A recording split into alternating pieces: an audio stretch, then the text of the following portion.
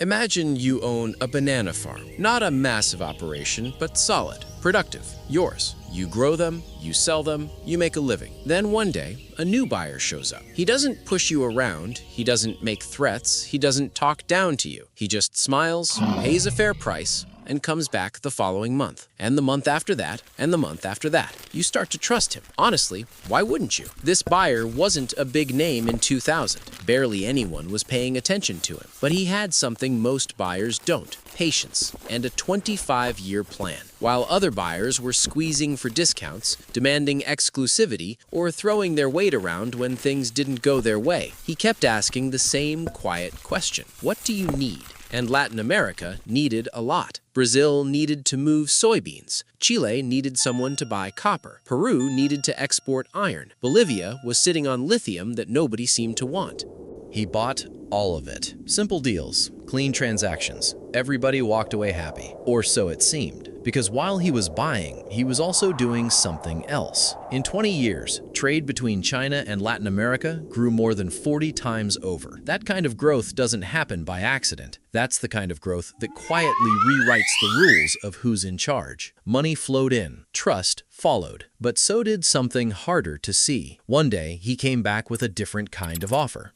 Look, I love doing business with you, but there's a problem. The road to market is too slow, too expensive. Your bananas are rotting before they get there. Here's what I'm thinking. I'll put up the money to build a proper road. Your bananas arrive fresh. You sell more, you earn more. Everybody wins. And he wasn't lying. The bananas did arrive fresher. Prices went up. Farmers started buying things they couldn't afford before. Kids went to school. But buried in the fine print was one detail most people missed. He owned the road. Not entirely. 51%, sometimes 60, sometimes more. And whoever owns the road controls what moves through it, who gets access, when, at what cost. The farmer still owned his farm, but the road his bananas traveled on wasn't his anymore.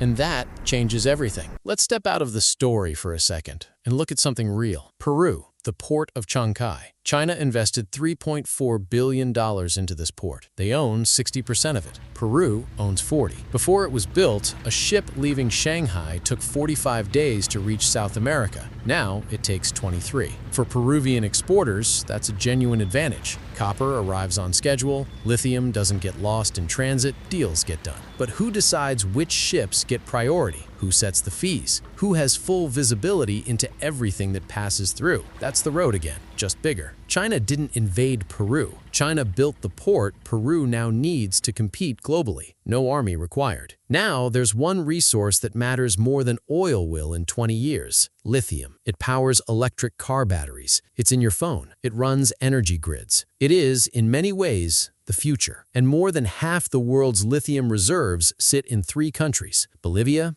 Argentina, and Chile. The lithium triangle. China moved in, funded the mines, created jobs, paid decent wages. Families did better. Towns grew. But the lithium left. It left raw, cheap, and fast, on Chinese ships, through Chinese-linked ports to Chinese factories. There, it became a battery. That battery came back to Latin America inside an electric car. A car that Latin Americans then bought from China because they had no way to build one themselves, because the lithium that could have funded those factories had already been sold. Argentina is worth singling out here. Argentina signed deals with China worth more than $23 billion, covering infrastructure, energy, and mining. Chinese firm Ganfeng Lithium alone controls lithium projects in the provinces of Salta and Hubei, with investments topping $2 billion.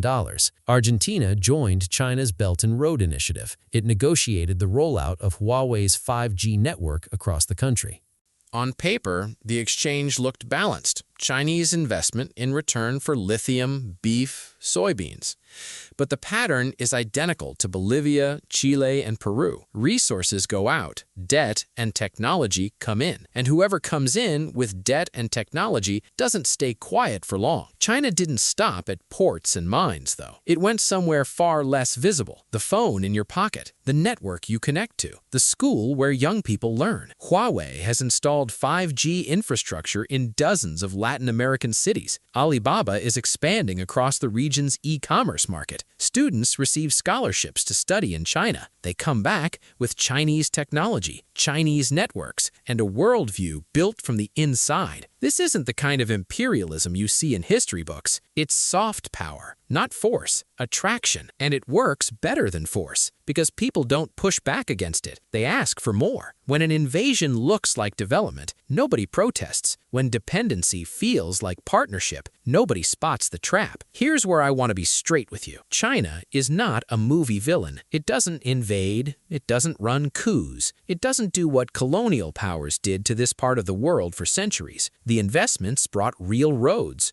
real jobs, real improvements in people's daily lives. But a strategy doesn't have to be malicious to be dangerous. It can be completely rational for one side and quietly devastating for the other at the same time. The real problem isn't China's ambition. That part is straightforward. The harder question is what Latin America wants to be: a supplier of raw materials indefinitely, or eventually a place that builds its own future. Because if lithium becomes a battery in China, and that battery comes back as a car sold in Latin America, who actually came out ahead in that story? Back to the banana farm. You still own it. You still harvest. You still sell. He still pays well, still shows up every month, still smiles when he hands over the money. But the road is his now. The port is partly his. The technology running your operation is his. And the debt you're carrying, that's owed to him too. You haven't lost the farm, but are you still the one deciding what happens to it? That's the question Latin America is going to have to answer over the next few decades. Not with anger, not with fear, just with clear eyes. Because the first step to not losing something is being honest about the risk of losing it. If this made you look at things differently, share it with someone who needs to see it. And if you want to understand the next empire, the digital one, the link is right here.